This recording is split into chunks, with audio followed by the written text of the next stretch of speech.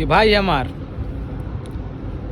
जितना भी हमार भाई लोग नौजवान मित्र जौन गाँव में रंगदार बनता लो, भैया वो लोग से एगो हम बात कह दिया चाहतनी कि आखिरकार वाकई में स्ट्रगल का होला, स्ट्रगल लाइफ का होला।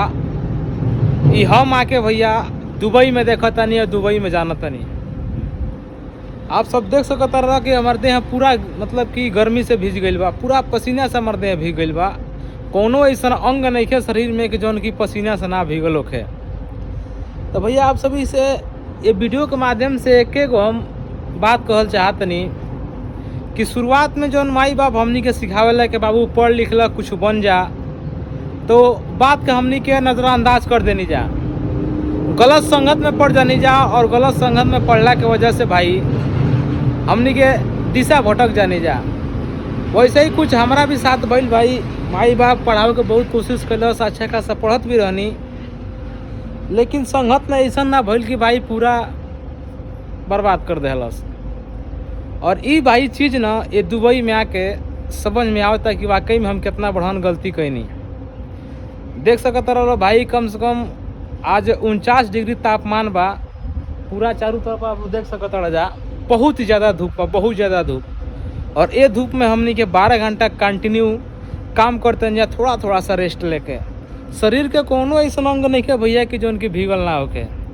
तो जितना भाई लोग दुबई आवल चाहता रह जा, हमारे पास मैसेज कर ल जा, और ये सोच के तो लोग नहीं खोल पड़त कि हम दुबई जाए तो वहाँ संवर जाए, हमार लाइफ बन जाई, हमार लाइफ मतलब सक्सेस हो जाई।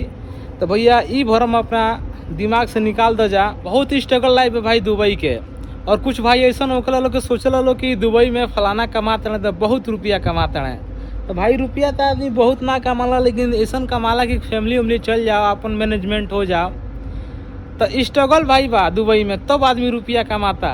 और रुपया मेहनत के हिसाब से अगर हम कहीं भाई दुबई में, तो बिल्कुल ही ना बा। ये बात के केहू माने चाहे ना माने। और जितना भी भाई गल्फ रहे वाला हमारे वीडियो के देखत हो बजा, तो ये बात के तो लोग के एकदम जानत हो बजा कि जितना हमनी के मेहनत करनी जा दुबई में, उतना भाई हमनी के पेमेंट ना बा। ये बात के भाई हम कहत नहीं।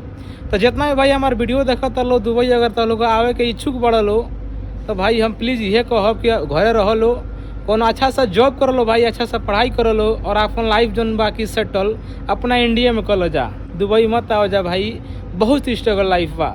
देख सकता रह जा कि शरीर के कोनो ऐसा अंग ना होखा जोन के हमार भीजल ना बा। अगर कपड़ा खोल के हम इसे गाड़ दी, निचोड़ दी, तो करीब करीब आधा लीटर से 1 लीटर तक पसीना देह से निकल जाई। तो ये भैया बा स्ट्रगल लाइफ दुबई के। बस आप सभी के वीडियो के माध्यम से ही समझावे ला रहनी है कि अपना देश से बढ़िया देश कोनो ना बा।